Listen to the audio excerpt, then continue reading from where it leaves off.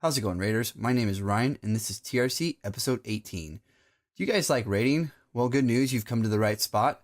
We're going to talk some just general raiding and have some fun topics for today. We're going to do things a little bit different, and we will follow into the role-specific episodes after Easter. So with that being said, tanks, everyone's ready. Pull timer on you. The heroes have made it to the glorious finale.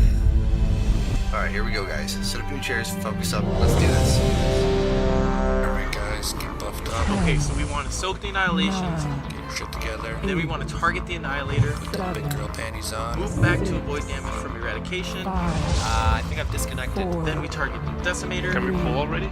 then we target boss. I hope you can swim in molten lava. Let's kill this dragon.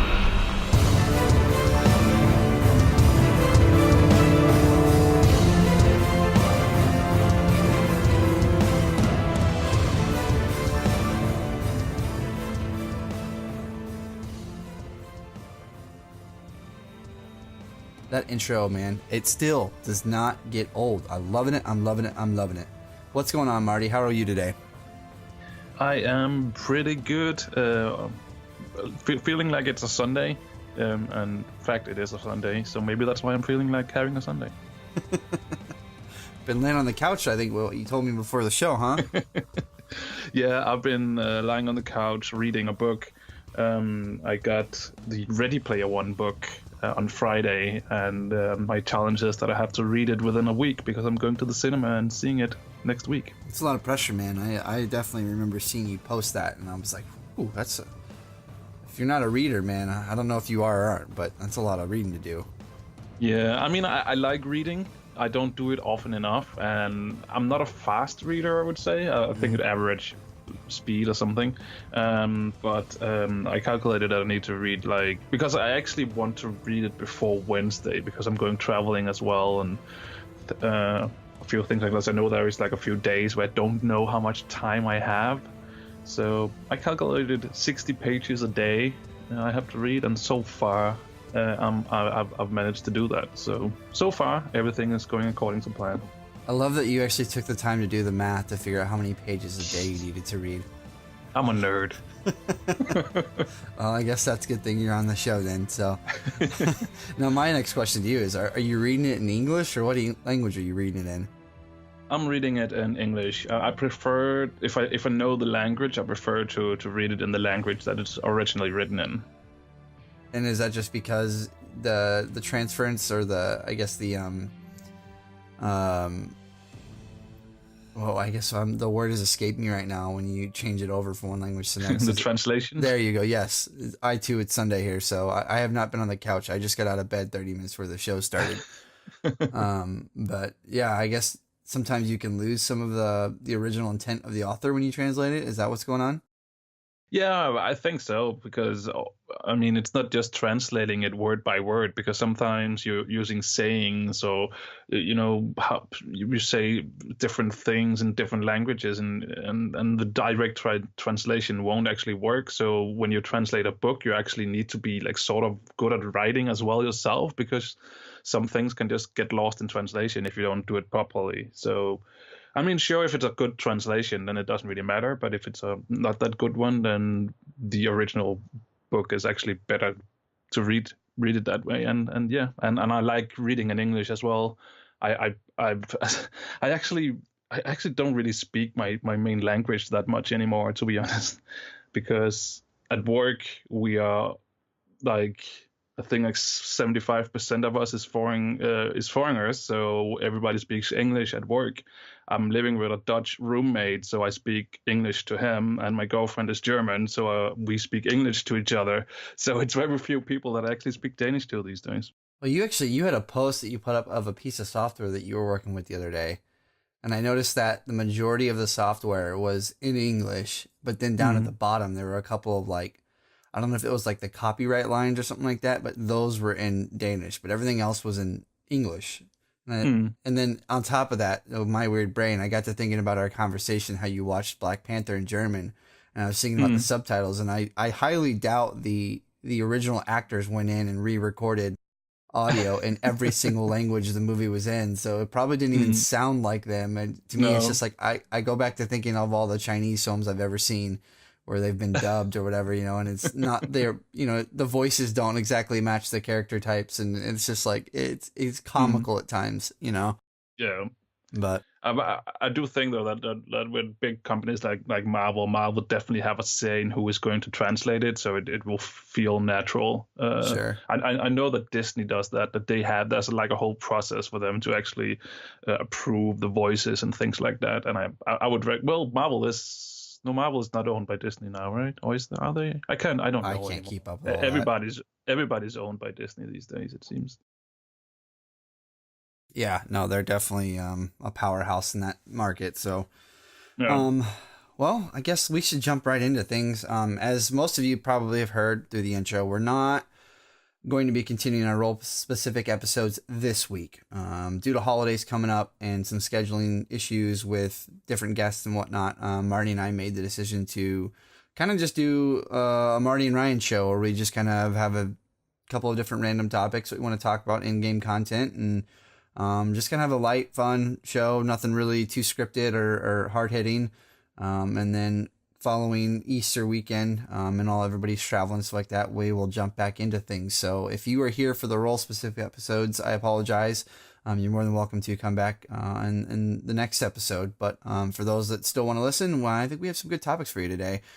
So before we get into that, Marty, real quick, as usual, what have you been up to lately in game, my man? Well, besides raiding, obviously, I've been actually playing a lot of alts. I made myself another challenge besides reading a book in a week to unlock all the class mounts for Legion in on each character, because I have all the characters at max level except for Monk. So I've been going through each character one by one and just making sure that I had everything to unlock it. And yeah, I'm lacking right now the Warlock and what's the other one? My Warlock and my Rogue, and then obviously my Monk that I need to level as well. So I've unlocked the mount and all the other characters so far. Very cool, very cool. My next question to you, and I may have cheated here a little bit, but I think I'm further in progression than you now. Have you guys get Eminar down yet? No, we have not. We are still. I mean, we are getting the two first bridges more and more down. So I feel like we can definitely get to platform 3 every time, pretty much at this point. But we are struggling with getting everybody onto platform 3, and that's where we are right now. We are trying different things out. For instance, we are going with the 6 healer tactic, and since I'm not really that useful on the bridges, we kind of decided that maybe it's not my healing output that is the reason my personal healing output, that's the reason we don't progress. So we were sort of thinking, well, maybe Disc actually has, the barrier, they have some decent cooldowns that we might be able to utilize instead. So I actually went to Disc for that fight just to try it out, and I've been one full progress night been playing Disc, and actually starting to get the hang of it. I'm still not where I want to be healing wise, but it's definitely fun to try something new, I find, and I can actually out heal some of our healing team in Disc, and that makes me a happy panda. Ooh, happy panda is always a good panda. So,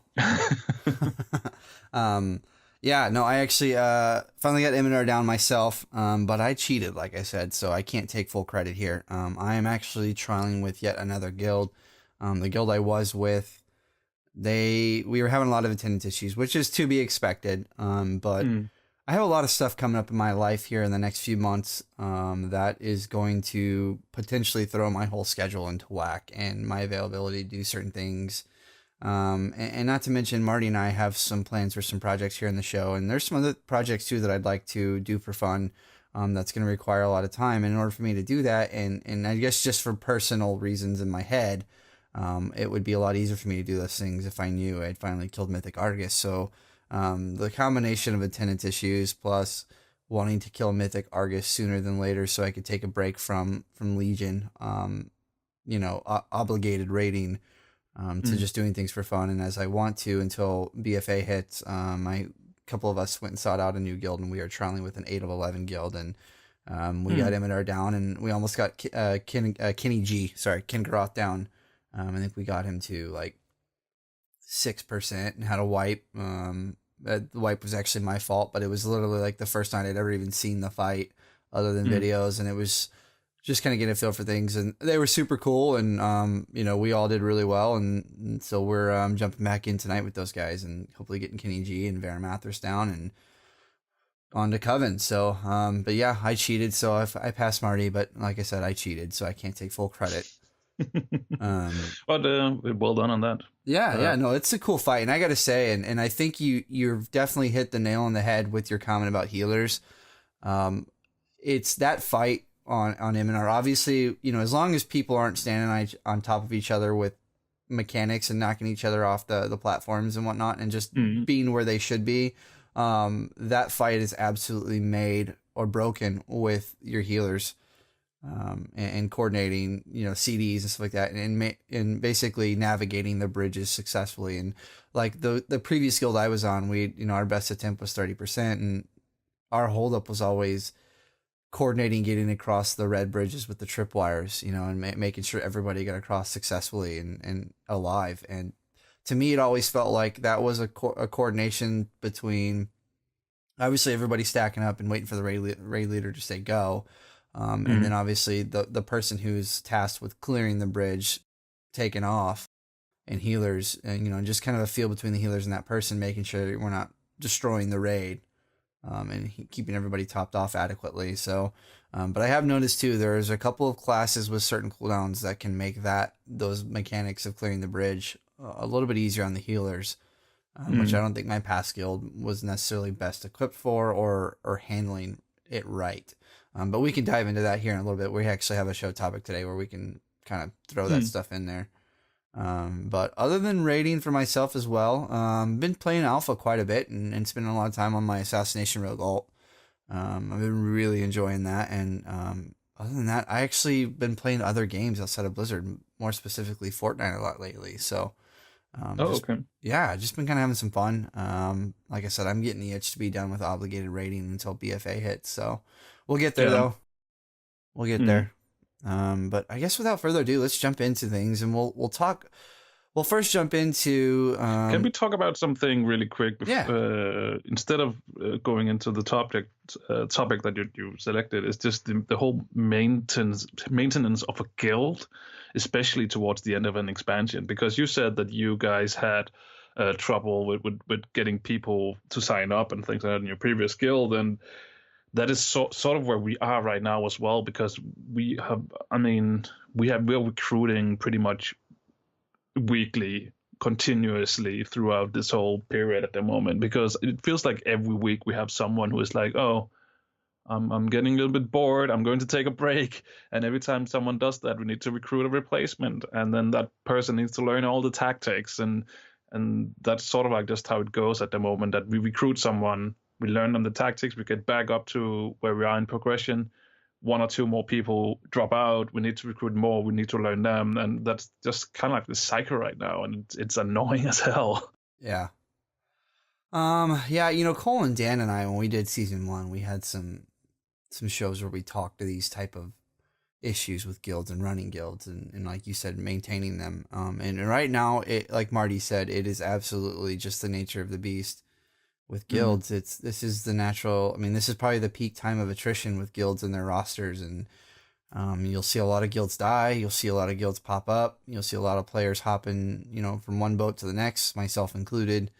And the only thing I could tell you guys from my perspective and my personal experiences is that if you are, either trying to find a home that's going to stay alive or trying to keep a home alive, if you're an officer like Marty is, or the guild leader or raid leader or whatever, the only thing I can tell you is just hang in there and just understand that whether you like it or not, you're probably going to have to keep recruiting every week, unless you just have a needle in a haystack group of there's 20 of you and you're all personal friends and everybody's super accountable and nobody's losing interest, and Outside of that, most of you guys are going to have to continue to recruit every single week and hope for the best. But in my opinion, one of the things that really is keeping certain groups together and other groups not is being progressed far enough. And I think if you're kind of past that initial 5 of 11, the first 5, pretty much every guild can do. Kind of like last tier, if you could get the first 3, you were kind of typical. I think the previous tier as well, Croesus was kind of the wall. But right now, obviously dogs, Garathi, and the next 3, I think most guilds can get. Just, some of those you may have to take a couple of weeks learning the fights. But, once you get to Eminars and Kingaros and, the Coven and Agrimar, all 4 of those bosses can prove to be walls for certain guilds. But once you get into those areas, I think your recruitment will be a little bit easier. You can start getting, because I think a lot of players are going to be in my boat, where they're wanting to finish sooner than later. Yeah, the same here. I mean, as I think that as soon as we kill Argus, I think most of us will take a break and be like, oh, I will just want to enjoy things. I don't think we'll kill Argus a lot more times than once, to be honest. Right. That's at least my experience with previously. I think, what was it? Garrosh, I think we kept killing him because he dropped something. What was it? He dropped a heirloom item or something like that. So I think he dropped the BOA weapons. Yeah, so actually was a reason to keep farming him afterwards, but I think a lot of the other times we basically just kill it, time for a break. And that's where I sort of want to go now as well. I have to admit. Yeah. Yeah, I think like right now the guild that I'm trialing with, they try and stay between 25 and 27 people on their roster. So they have a lot of people are swapping in and out for each and every fight. And so that's kind of my worry, especially playing a shaman where we don't really have great immunities to deal with the mechanics on Argus. Once we get there, I'm like, man, if I haven't quite set myself apart from any of the other shamans in the group, they might be asking me to sit for the progress kill in favor of a lot of classes with immunities or damage reductions. And I'm like, I really hope they kill it more than twice if that is the case, because I want that kill. Yeah. So I could see a lot of guilds doing at least 2 or 3 kills, and if they can get the roster to do so. But I think, like you said, the reality is a lot of guilds at this point in time, especially if they've been raiding for a while, will probably do the 1 kill and be done. So we'll see when we get there. Yeah, one thing that I think that is going to help us a little bit right now, though, is that that now it's actually opened up. So if you can do it cross server. And I think that's actually something that could potentially help us recruitment as well, because people could actually try it out. I mean, that's a lot what we did. But when we did Heroic, that's how we got a lot of people in. We actually trialed them before they actually joined the guild, so they could see who we were and we could see who they were, because you don't really want to throw money into a server transfer if it's not going to pan out or whatever. So I actually think that now that it has opened up, it might actually, that aspect might actually become a little bit easier. Yeah, no, absolutely. And I'm glad you talked about the cross-realm mythic opportunities in the capacity of trialing people, because a lot of guilds right now use it for a band-aid to bolster their lacking rosters. And I'm not a fan of that, especially on mythic content, because it's not like heroic and normal, where if you go in and kill one boss in that difficulty, that you're locked to that specific raid ID. You can go in with other groups and kill the other bosses that you haven't killed yet and still get loot from them. Whereas in Mythic, if we bring in somebody for, high command, but we've killed the other 4 bosses up to that point, they can't go in there and kill those bosses then. They can only go in with our group if we choose to take them. And so like the group I just left, that was one of the things when it got put to a vote one night, do we start utilizing the cross-realm mythic Antorus to basically raid? And my vote was, if we don't have a full roster of our own, I don't want to go. And my main reason is, and this is just how I am as an individual, I don't want to, force people to get saved our raid ID and then not be able to kill the adequate number of bosses for them. It's never fun having to go in and kill one boss and being saved, or not even killing a boss potentially and being saved that raid ID for a week. And to me, I think there needs to be some level of self accountability. You know, our officers say they did recruiting, but they really weren't, in my opinion. And it's kind of like, what? No, we don't deserve to be here right now. You guys, like, we haven't been doing our jobs. We haven't been raiding successfully. Most people, when we have showed up, you know, a lot of people have had their heads up their asses and haven't been focusing or paying attention. Like, no, I would rather just call it a night and go do other things or go do heroic on alts or whatever. To me, it was just another, straw on the camel's back, so to speak, that finally broke that decision for me. But I'm like you, Marty. I like the idea that it can be used to trial people with having to force them to come over. But I would definitely, in my personal opinion, encourage people to not use it as a Band-Aid to I guess, continue the ability to be able to raid if your roster is lacking. And now, obviously, sometimes you don't have a choice, but if you can, you know, I wouldn't use that crutch. But Yeah. And I don't know. I'm also a little bit. I really want to do it with people that I know. I really hate doing things with randoms because I don't like being yelled at, even though that I'm doing things right.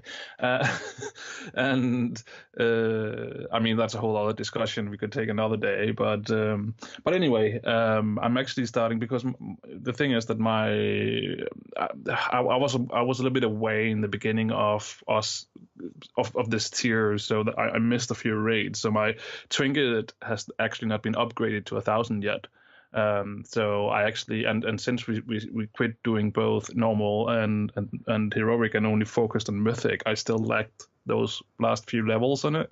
So I actually was sort of, well, not forced. I did it out of my own will, but I wanted to actually get it upgraded. So I actually jumped into some puck groups to get that last kill on Argus on just I just did it on normal just to you know get through it fast and easy, and actually found out that it's actually not that bad when people actually know what they're doing. Yeah, absolutely. Yeah, pugs can be a miserable mess, but they can also be good. So my question to you is, what's your item level sitting at in Holy and Disc right now? Is it 967? I think. Okay. It's around there. I'm not completely sure. Or maybe 967 is my disc. It's around there, around 967 ish. Okay. No, you don't run a lot of Mythic Plus, do you? No, not at the moment. I try to get my my weekly one done, the plus 15, and that's about it. Yeah. It's kind of where I'm at too. The thing is that I'm just in a place right now. You know, it's end of the expansion. I'm bored of the game as anybody else, and plus at the same time, I'm just super busy at the moment with in real life stuff. A lot of things has been happening to me the past few months as well. This just required a lot of attention. So yeah, I try to get everything done in a week, but it's sometimes just hard to do. Marty, that's what happens when you get a girlfriend. I know. And we're not even living together yet. That's the worst part. Yeah, that's when it gets real interesting. It was, I've been living with my girlfriend now. We've been dating almost 2 years, and we've been living together for almost a year, I'd say. And actually, yeah, we're really close to coming up to a year living together. And the first few months we definitely had some growing pains of getting used to being on top of each other all the time. And I don't think she quite understood how much time I actually do spend in front of my computer, you know, whether I'm playing games or not. So there were some struggles there, but we got over it, and, you know, we cope. That's one thing I'm going to it's going to be interesting to see, because we're actually in the process of moving in together at the moment. And so she will move in around summertime, and then a few months later, the expansion will hit. And in the beginning of an expansion, I use a lot of time, you know, on the expansion. So that's going to be interesting to see, I think. Yeah, I've had that very same worry, because I don't think because right now, you know, a lot of nights I'll go hang out with her till she goes to bed. You know, we'll have dinner and hang out and talk or whatever and watch TV or a movie. But she goes to bed fairly early, but I'm able to get on and spend, you know, 3-4 hours doing whatever I want to do, or schoolwork or whatever. But like you said, once the expansion rolls out, I mean, I don't think it's going to be an interesting conversation trying to explain to her, you're probably not going to see me for the next 2 weeks. And here's why. I have a guild. We want to start raiding. I have to get to max level as fast as possible and then get geared up, but we'll see, and I'll probably have to make some concessions as well and not be quite on the ball as I always have been with each expansion release, but we'll figure it out. But my question to you, Marty, you went through all this trouble to make your closet, your podcasting room. Yeah. And we all know how girls are with their shoes and clothes. Like you're going to have to like reverse some of this, like open up some closet space here. Well, that's an interesting question that we could probably talk a lot about, but I think I'll just do it short. That I have secured that it will stay this way for a little while at least, and that's what I will be fighting for. Yeah. I think it's all right actually. We actually have a lot of closet space in this apartment, so I reckon it shouldn't be too much of an issue. So, well, and the bright side of things is if you at least let her hang her clothes behind you where you sit, I mean, you don't have to buy any acoustic panels. All her clothes will act exactly. As sound dampeners. That's the plan. She just won't be allowed to get at those clothes while you're in there recording. Yeah, exactly. She will have to, work around my schedule. That's how it works. Relationship, teamwork. Right. It may not seem like we're talking about raiding, but we really are. The real life raid boss, the girlfriend. Yeah, exactly. I got aggro. Need someone to taunt. Right. I quickly looked up my item level here as well, and the website actually says 965, but I don't think that's correct. But that's what the website says. It gets so hard once you get up in those upper 960s to get upgrades. I'll go 2 or 3 weeks without getting something, and even though my bag is like 80% full of gear that I have to swap in and out due to Titan forging and whatnot. Oh wait, this is also wrong. This is actually, it's showing me as a holy priest, but it's my disc. There's something wrong here because this is my disc set. So in disc I'm 965. That's why I'm confused. Marty, were you trying to play disc as holy last night? No, I don't think so. I don't hope so. So in disc I'm 965. So I'm pretty sure that 967 is probably my holy set. Yeah. Okay. Yeah. Right on. Cool. But yeah, I mean it's we have just reached that point, as you said, where upgrades is hard to come by because I mean majority of the gear that drops at the moment is just like, oh, would be an upgrade if tier pieces didn't exist, but since they do, it's not really an upgrade for me. And yeah, it's just so annoying looking at that delicious item level 980 something, and you're like, yeah, but I need to keep my tier piece that is 945. So that's one thing that I'm actually looking forward to going away in BFA. Well, and that's kind of the hard part too, especially because the guild I was in, we were kind of in the same boat you guys were with in terms of doing normal and heroic. And when they did their heroic runs, that was a like date night with my girlfriend, and so I couldn't exactly always get on. And when you're stuck at 5 of 11, there's a good chance there's no upgrades available outside of just extreme Titan forging on those first five bosses. Yeah. And so, it's hard to get upgrades when your guild is only doing mythic bosses that you don't need anything from. Yeah. So, at that point you then reach the situation where it's absolutely pertinent to be doing your, every 10 days Antorus mission with your followers in hopes that you get a mythic piece that you need. And like you said, doing your weekly 15 and hoping that it will Titan forge to something you need. Yeah. But outside of that, it's a rough go. Yeah. Also, I think this is both the blessing and the curse of the Titan Forge system is that I actually got my best in slot in the beginning. I think I just got it from one of those follower missions or whatever.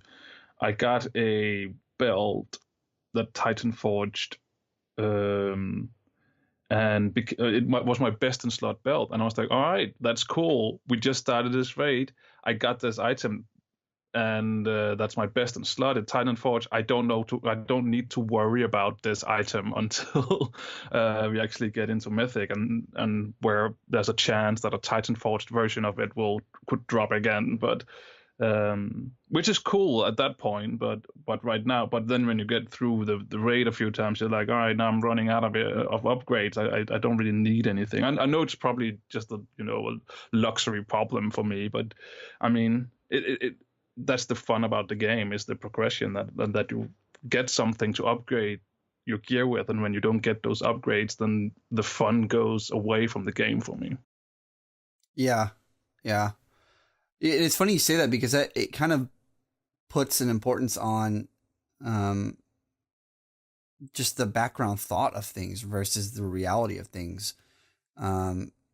Because I know for a fact, like in a guild of 20 plus people, there are definitely times where even when I still need a lot of upgrades, especially in the beginning of a tier, I could go 2 or 3 weeks without getting upgrades just because it hasn't been my turn to get a piece of loot, and if a lot of loot for your class doesn't drop, but the fact that I could be getting a lot of upgrades has kept it interesting, even though I haven't been. And right now it's even worse because there's not a lot of upgrades I can even have, and I'm not getting them. So when you double that effect, it's even worse. But as long as the idea of like, there's a lot of upgrades for me to have, it's kept an interest level like you were talking about there. And so it's definitely, I've always just kind of found that specific issue kind of interesting. As long as players have an idea about something, it could either make or break their interest, but despite the reality of the situation.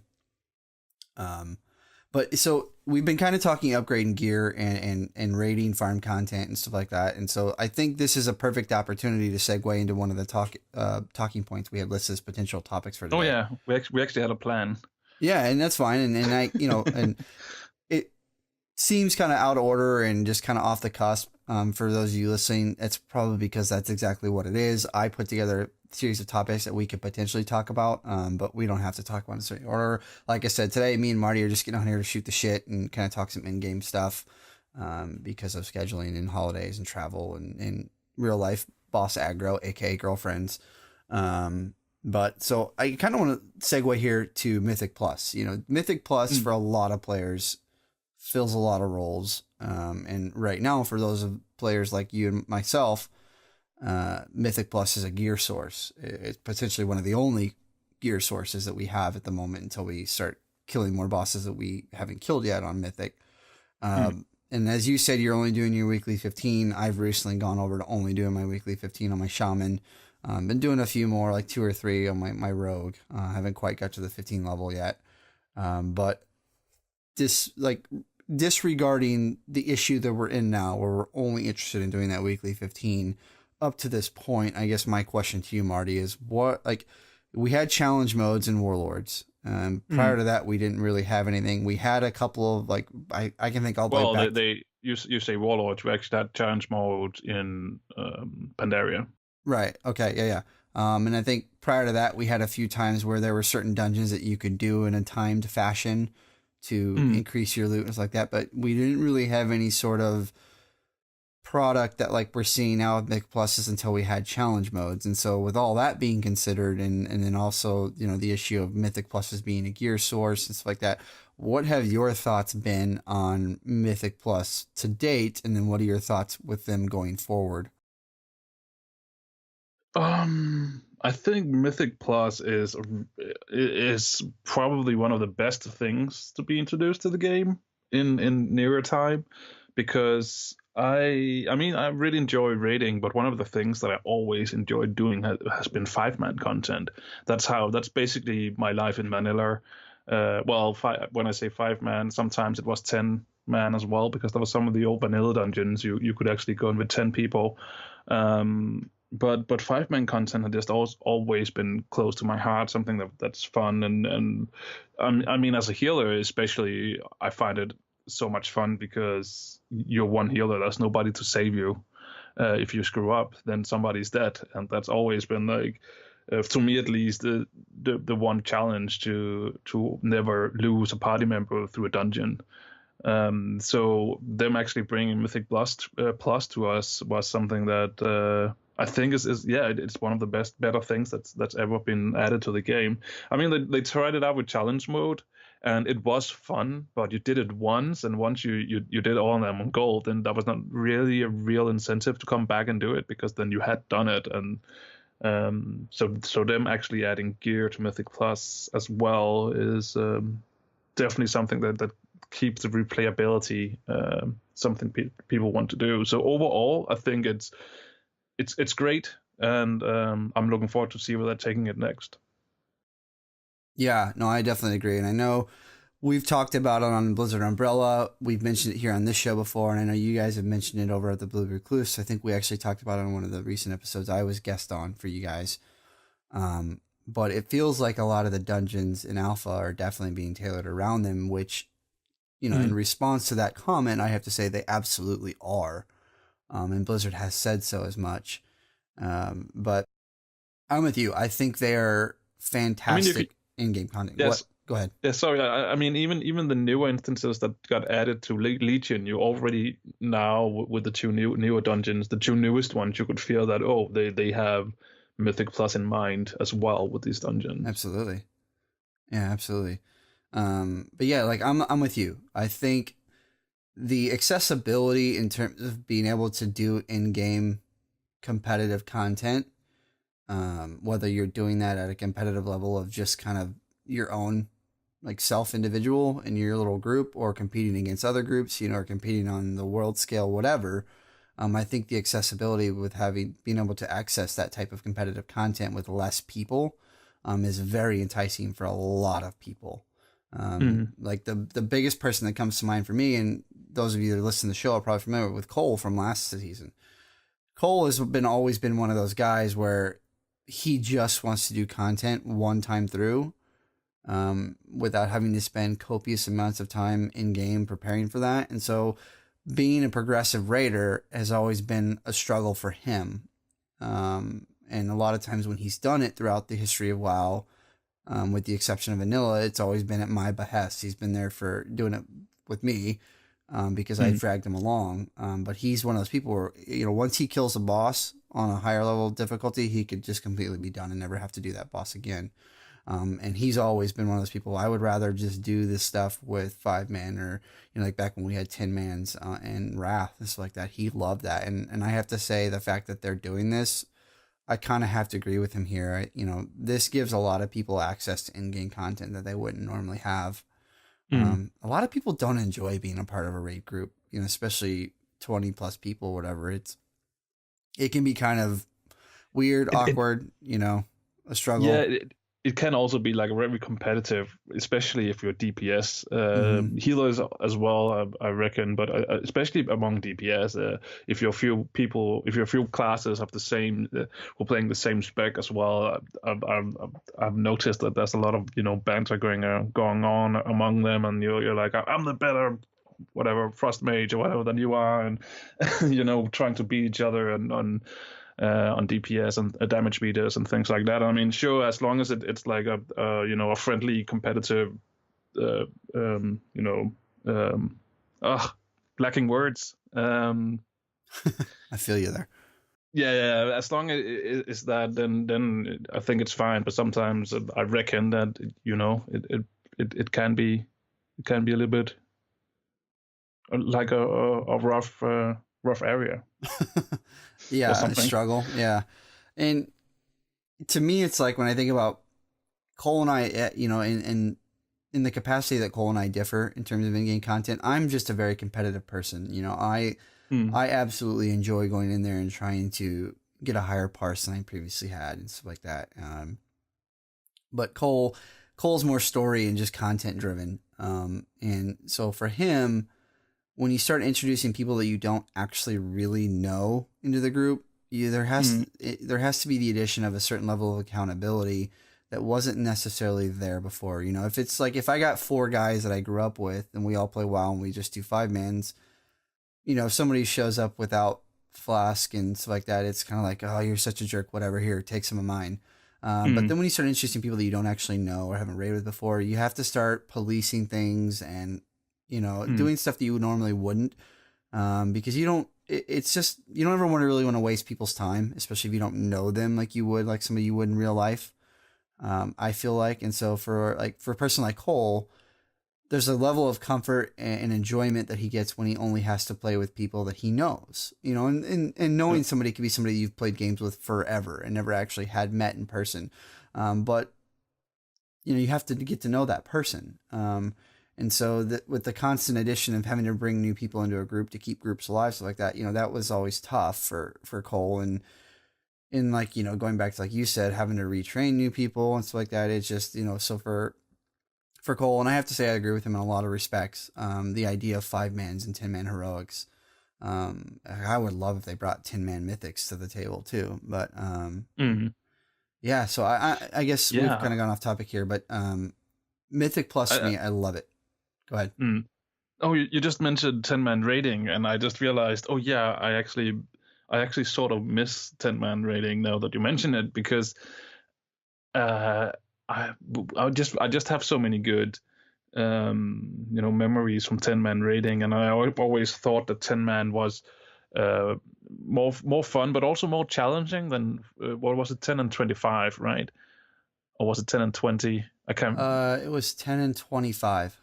Yeah, and I always felt that 10-man was a little bit more difficult than the way you wanted, and the way where you wanted to be, because it meant less of everything, less of healers. So as a healer, you're like, all right, if you can heal 10-man, sure, there's less people to heal, but also there's less people who is accountable for the raid to actually be standing when the fight is over. So yeah, I think I miss that aspect a little bit sometimes. And I also think that's why I love 5-man, right? It's more that it's up to you to keep the group alive as a healer. Yeah, I think a lot of my point of view is from a healer's point of view. By the way, just if people are unsure about that, going forward, that's that's kind of like what I've been doing the past 13 years. Yeah, I agree, and I think part of the reason 10-man's disappeared was, like you said, overall it was harder to tune for 10-mans because you had such a wide array of toolkits between the different classes to deal with certain mechanics. And when you limit the number of players that people can bring, it created infinitely more combinations of raid compositions to tune around. And so, like you said, a lot of times 10-mans felt harder because you didn't have the diversity of tools at your disposal to deal with mechanics, say, like a 25-man would be. A 25-man, you could bring 4 or 5 healers and you could diversify those to have different cooldowns. Whereas in 10-man, a lot of times you only wanted to bring 2, maybe 3 healers. And so if you don't have that shaman in there, sometimes the lack of a spirit link totem, whatever, it made things harder, like you said. And so Blizzard has said so as such, that the tuning difficulties of 10-man was tough. And, they've always said 15 and 20-mans were kind of the sweet spot for them to revolve tuning around. That being said, though, I really enjoy the flexibility of normal and heroic. I really love that. Normally if you were a 10-man guild, you were like, oh, okay, we are like 15 people online today, I have to bench 5 people.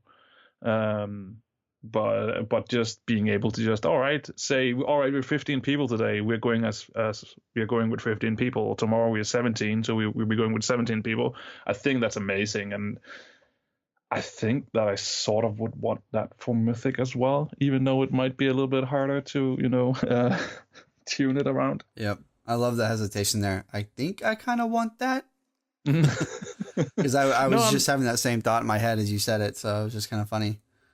Yeah, because I mean, right now we could definitely use the flexibility of not necessarily having 20 people ready at the moment, or maybe be able to bring more people, because right now we are rotating a lot of people, because we obviously we're trying to recruit more than 20 people, because of next week 2 more will drop away. So yeah, just having that flexibility would be nice, I think. Yeah, I have to agree. And it's kind of one of those things that you kind of wonder, okay, maybe it's something they do late expansion or towards the end of a tier, as guilds start to kind of peter out and wither away and struggle to finish content before the next stuff came out. Maybe when they get to that point where they release the cross-realm availability on Mythic, maybe they also introduce, okay, Mythic is now flex for these next, few months or whatever. But it would mean that it would mean more work, wouldn't it? Because it would mean that they needed to tune. Man, I pay them enough money. Yeah, I mean it's true, but if it means that we get one less, I don't know, thingy-mabob that we want in the game, like actual content to do, then I think I would rather have more content to do. To be honest. No, I agree. I'm just being a whiner. I know.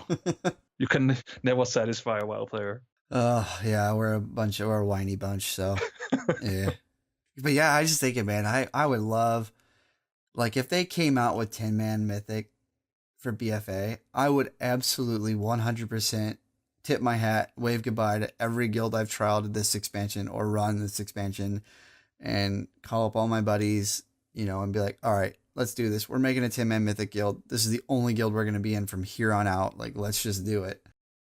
Or at least until the next expansion, when Blizzard is changing things again. Right, yeah. Because I just think about, like, I was thinking about this the other day in the car. I was listening to podcasts, like, the Convert to Raid, like, those guys, their whole system of guilds is massive.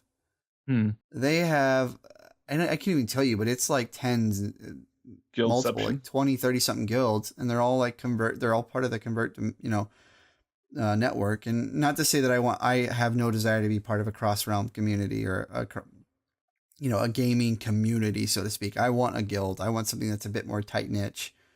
I would like to try it out just to see how it is, because it's not really something we have over here on the EU side. Really? It's something that's mainly US side. Huh. I don't know if there's some culture thing to it as well, or what it is, or maybe because I don't know, maybe because you're all from the same country, where we're like split out between dozens or more than a lot of countries, right?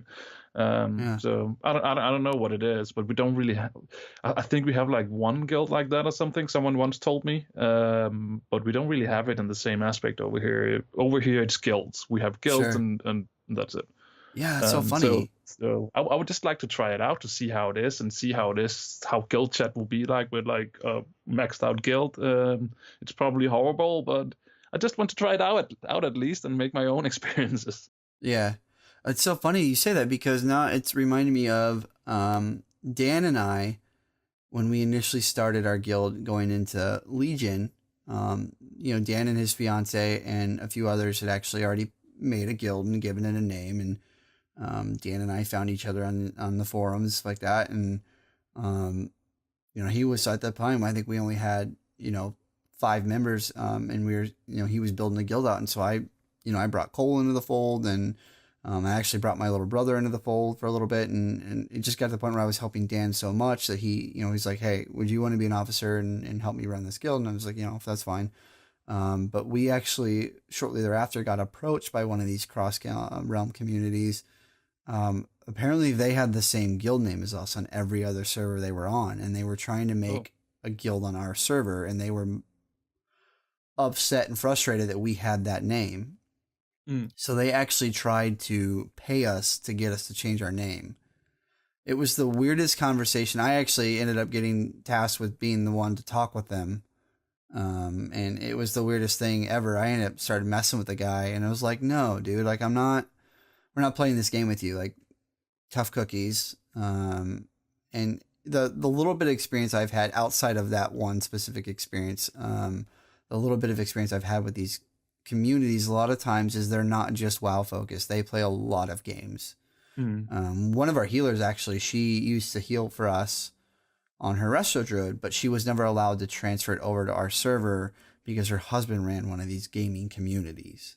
And she, per her husband's requirements, had to keep her druid in that guild. So she ended up making a holy paladin on our server, and she played with us in our holy paladin, but she had to keep her druid over there. It was the weirdest situation. I never got it, but each to their own. And to me, the communities, they serve their purpose for certain people, and for me, it just never does the trick, because I need something, like I said earlier, I need something more tight knit. I need to know that each and every single week I get on to raid, I'm going to have the other people get on to raid and have the same or similarly, like a similar level of focus and drive to do what I want to do with the game. And a lot of times these communities, they felt too diverse for me. You know, and you don't, it's just not my cup of tea, so to speak. And it's weird. You know, I wouldn't mind, like right now, I wouldn't mind having my Rogan one just for the casual fun, you know, but with my main character, I can never do it.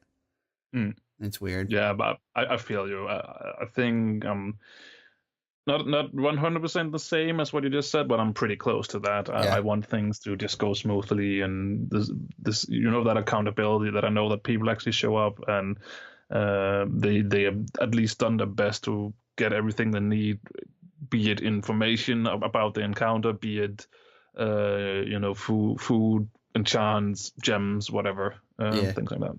Well, and their guild chats feel like a Twitch stream chat sometimes too. Like you could say something and ask a question and it just gets buried and nobody actually sees it because there's so much chatter going on. Useless chatter.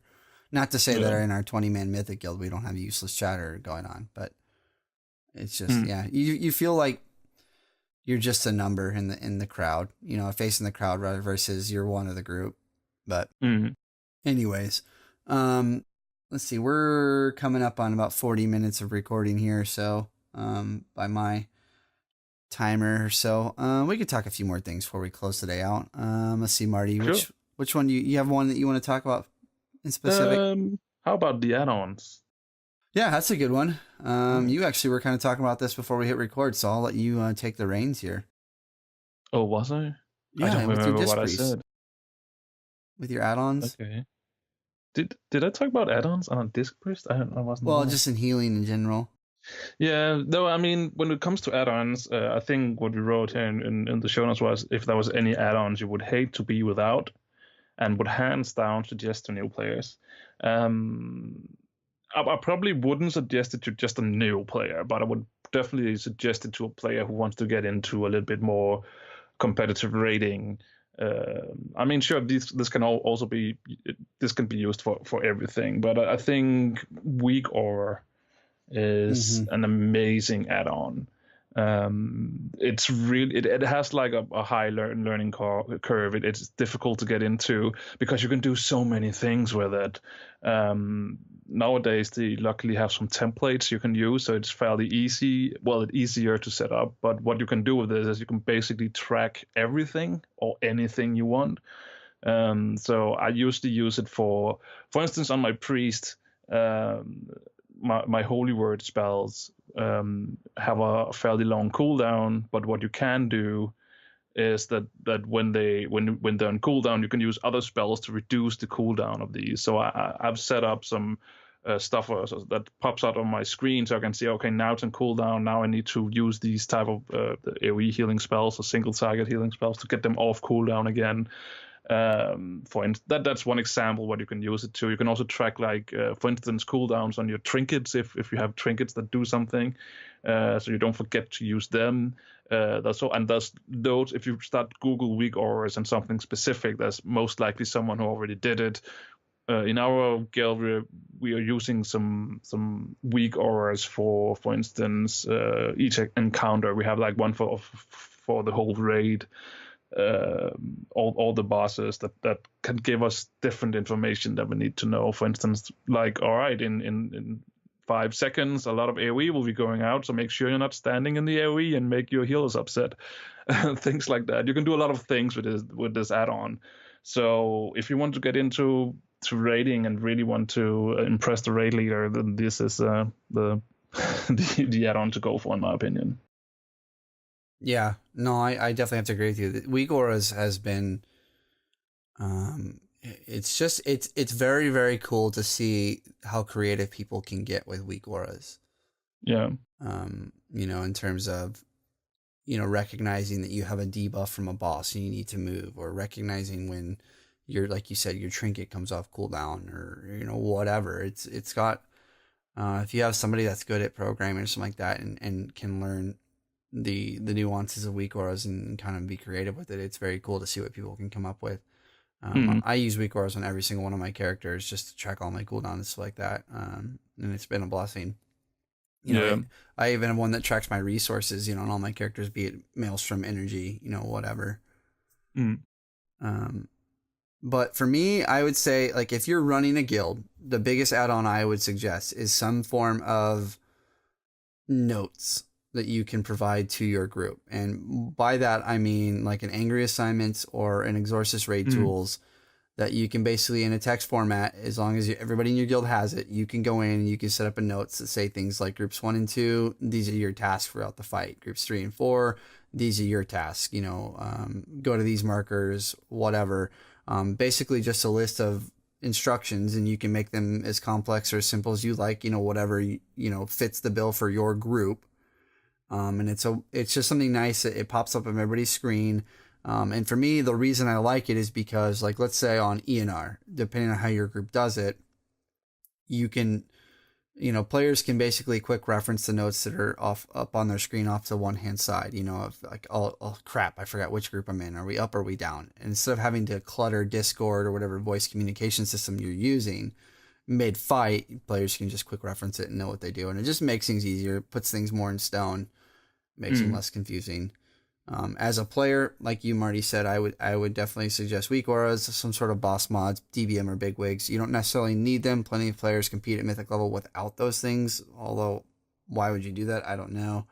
But for me, I wouldn't necessarily say my thing is an actual add-on, but I would 100% recommend to any player to utilize keybinds versus clicking.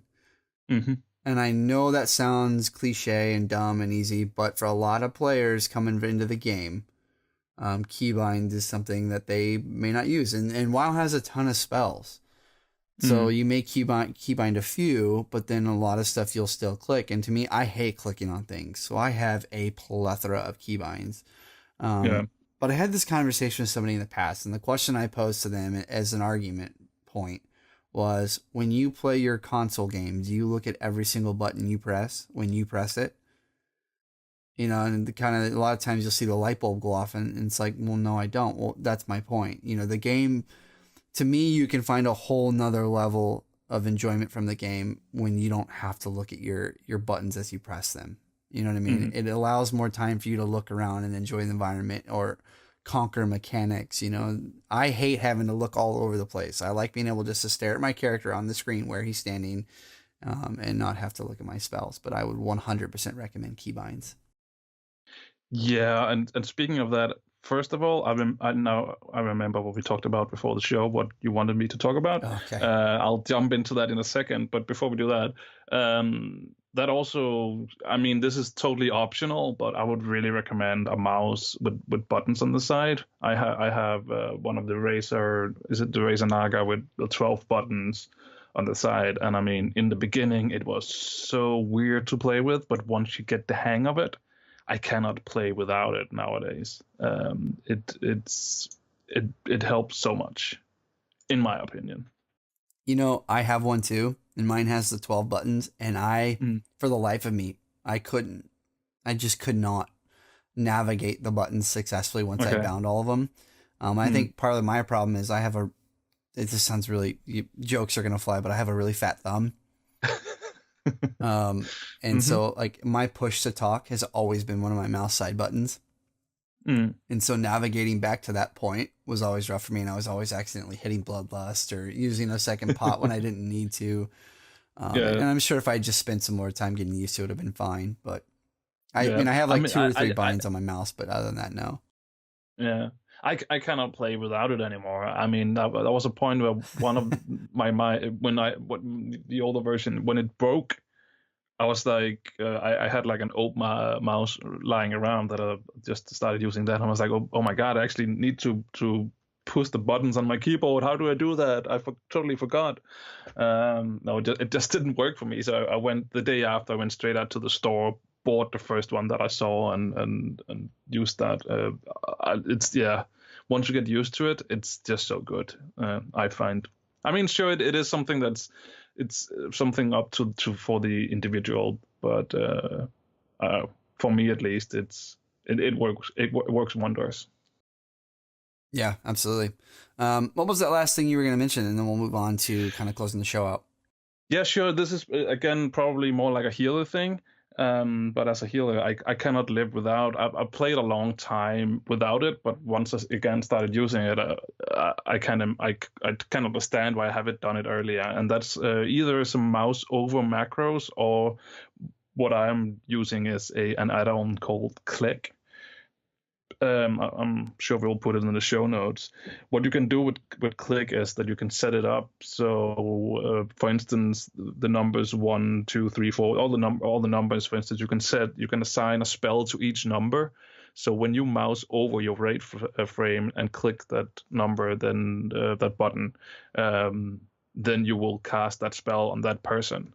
So, for instance, because I was playing Disc the other night, for instance, what you can do is I can have the boss targeted, and so at all times, on as your main target. So when I actually need to throw a shield or a heal or a person individually, then I can just mouse over that person, cast the heal, and then the next button I can just press the attack button, and then it will go to the boss automatically because he's the one who I have targeted.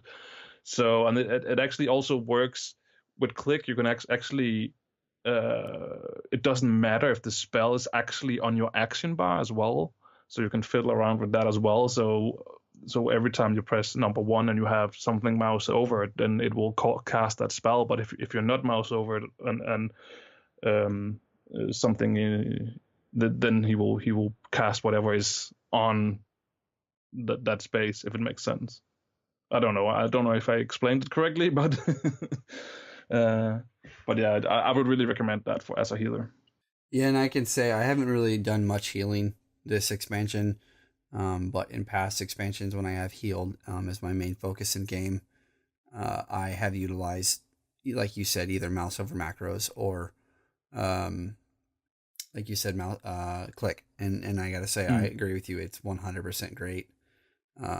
So yeah, good recommendations. Definitely check it out. It takes a little while to get used to, but once you get the hang of it, then it's I don't think you'll want to go back to Click and then heal. Yeah. Click, heal, click, heal. If you are a new player, just to kind of close out this section, I would highly recommend you don't do any of this stuff until you've leveled up and kind of learn the game at its root core. Whether you're gonna, like, for me, I use raid frames. Unit frames. I don't use any of the standard stuff that WoW comes with anymore, other than the spells out of my spellbook. I move them onto spaces on my bars. But like for a new player, just use the normal WoW UI. You can assign a few keybinds if you want, but just kind of learn the game in its root core, and then slowly add into the mix these add-ons or niceties, if you will, these luxuries. Because if you don't have that root core understanding of things, once you start adding more things in the mix, it can just make things more confusing. Because like you said, there is a learning curve with each of these that takes a little bit of time getting used to or whatever. So just kind of add them as baby steps. And then obviously, hopefully once you get to the point where you're ready to jump into an end game content group, you're kind of at that point where you can use Click, weak auras, whatever you want, Yeah.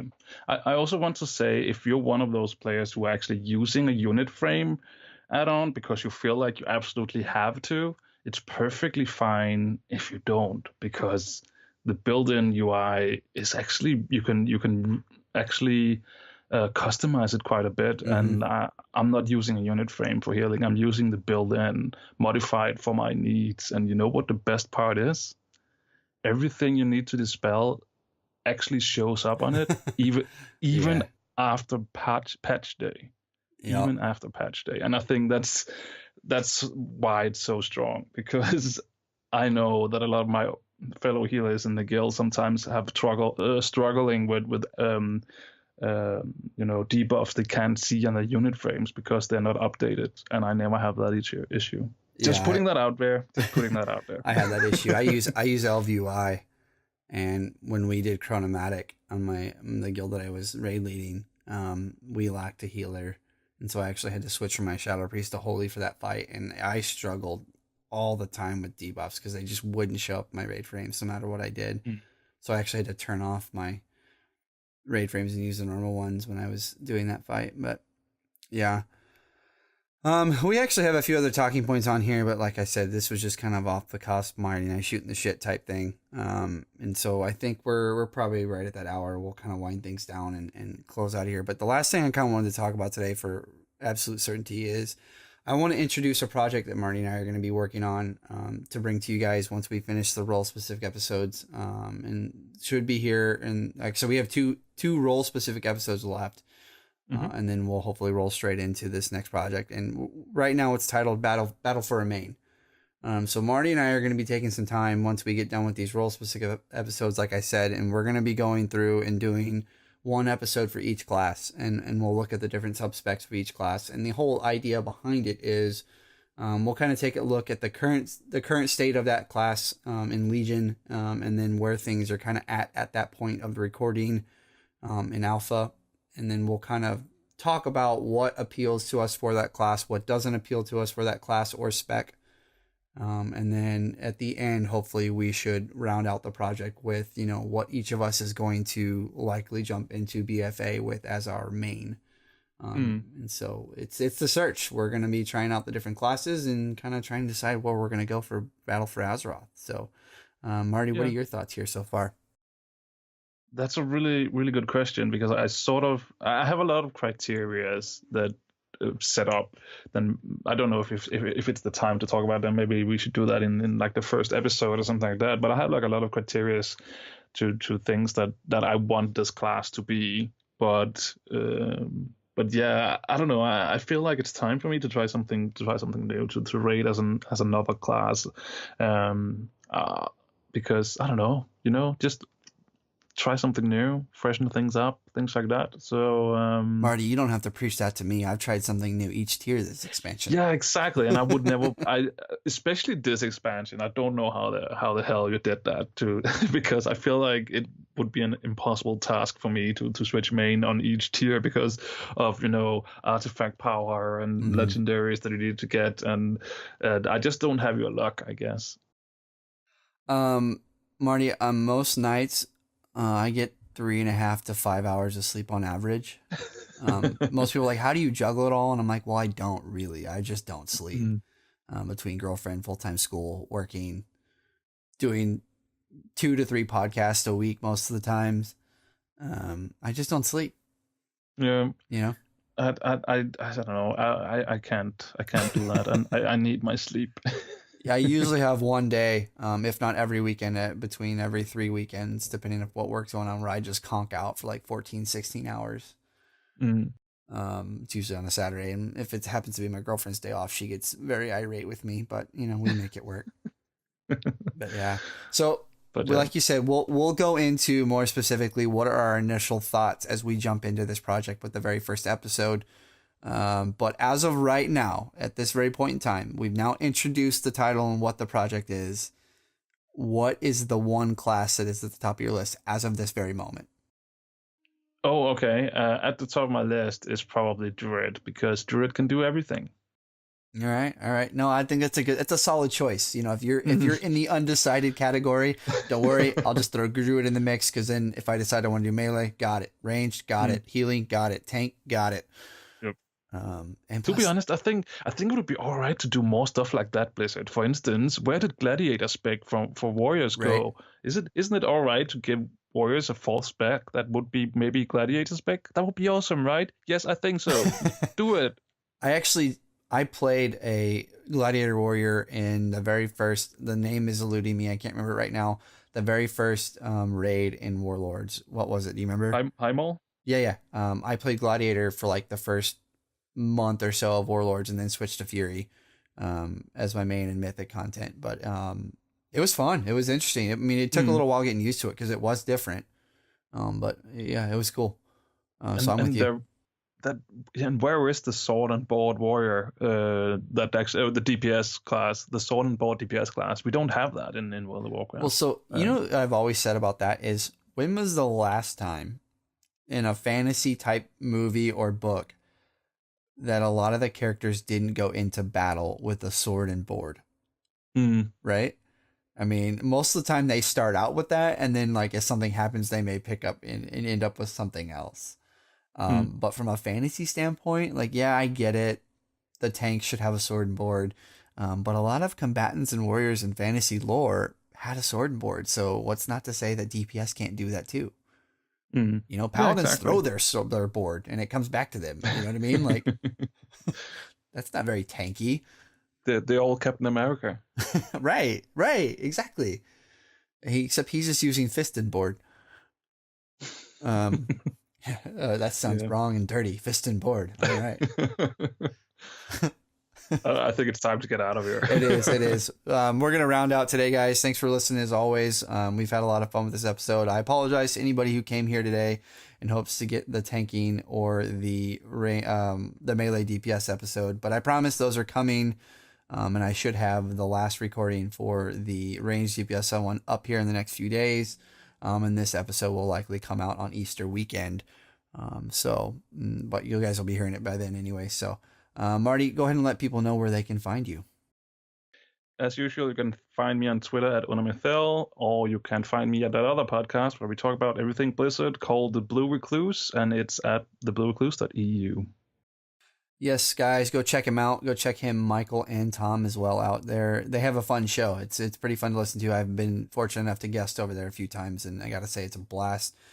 For myself, you can find me on my Twitter and Twitch account. Both of them are at McIrish Gaming. You can also find me on my respective All Things Blizzard podcast with my good friend Dusty Porter at the Blizzard Umbrella. We have fun over there too, and Marty and all those guys have guested on our show, and it's been a lot of fun. And so obviously, guys, you can find us here on the show at the Raiders Confessional. Our email account, theraidersconfessional@gmail.com. There's no apostrophe on the S, or our Twitter account, which is @_TRC podcast. Say hi, guys. Give us suggestions. If you want us to cover any type of content or talking points, let us know, or just come over and say hi. So with that being said, guys, that's going to do it for us. Dusty, my man, take us out of here. Sorry, I died. Was I supposed to stand in the green puddles or the orange ones? Hey, get together over there, bud.